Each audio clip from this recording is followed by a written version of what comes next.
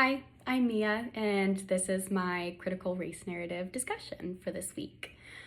As I was getting into this week's reading materials, I really resonated with Holmes's white racial identity model. I believe I am working within Holmes's autonomy stage right now, but I can definitely recognize where I went through each of the stages that he lists and needed that growth and development of my own racial identity. I grew up in a very predominantly white area, and I remember as a child first becoming aware of race in general and my own racial identity as a child. I can recall seeing a person of a different race than myself and recognizing that there was a difference. But as a kid, I didn't really understand what that difference meant. I didn't understand all of the implications of being of a different race. And I don't think I really started to fully understand that concept until entering early adulthood and entering the field of social work. I first started receiving comments from people and clients I was working with when I entered this field. And the comments were assumptions of my beliefs, of biases that I may or may not hold because of my own race and my racial identity. And at that point, I had done a lot of education for myself, and I had done a lot of growth, at least to recognize that there are different experiences based on race. But it wasn't until I received those comments that my eyes were really open to how my race can affect other people's perception of me. And that needs to be recognized for me to be an effective social worker and work with people, is understanding beliefs they might hold or perceptions they might have of me based on my own race, just as I would like to take into account their experience and how their race has affected that. I have been very privileged because of my race and because of being white that I have not experienced firsthand institutionalized racism. However, I did witness very closely some institutionalized racism when I was in college. I went to a university that was very involved in the Black Lives Matter movement, and my university was also very close to the city of Chicago. So I witnessed a lot of the social unrest and the rallies regarding police brutality against the Black community.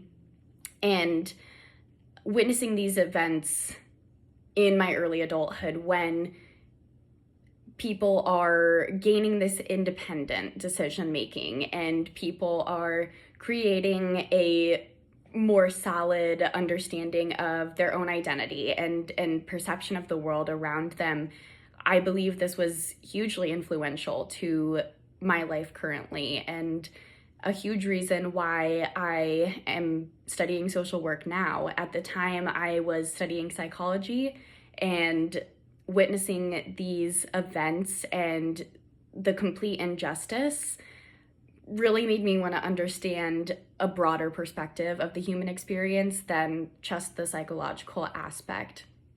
And so it was at this time I really started to become engaged in social justice and educate myself and have more of these uncomfortable conversations, and really start to peel back the layers of why this was going on and the history behind the institution, the police brutality that we see today against people of color. And when I think about applying critical race theory to my work now, my continued work in the social work field, I identified with the article of application of critical race theory in social work practice by Kolowski, Weaver, and Constance Huggins. They specifically had a section of critical race theory implications within the child welfare system. There are glaring disparities within this system of white children compared to children of color. And these disparities span the nation, and they have been perpetuated and even exacerbated by colorblind practices and not taking race into account when trying to understand someone's story and trying to understand their experience.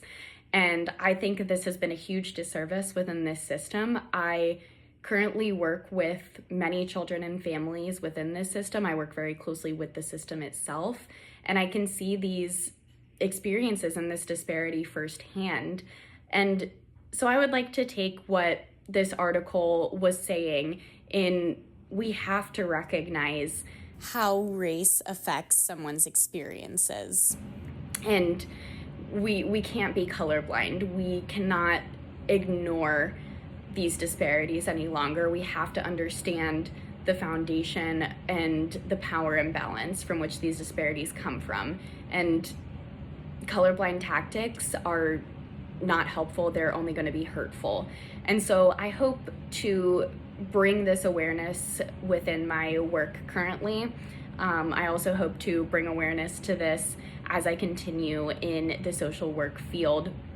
And as I continue to, grow myself and educate myself, I hope to learn from maybe my mistake in college when I was gaining a lot of this understanding during the Black Lives Matter movement. I relied heavily on other people for my education, and that is not someone else's burden, and that is not anyone else's responsibility but my own. And as I take from that experience and I look forward to what's next and the awareness I would like to bring to disparities within the child welfare system, I'd like to keep that in mind, and I would like to do everything I can to work on my own implicit biases, and not burden someone else with that, and bring awareness in a way that is positive and that matters. So yeah, that is my critical race theory narrative for this week. Thank you for listening, and I support everyone in their own journey and their racial identity. Thanks so much.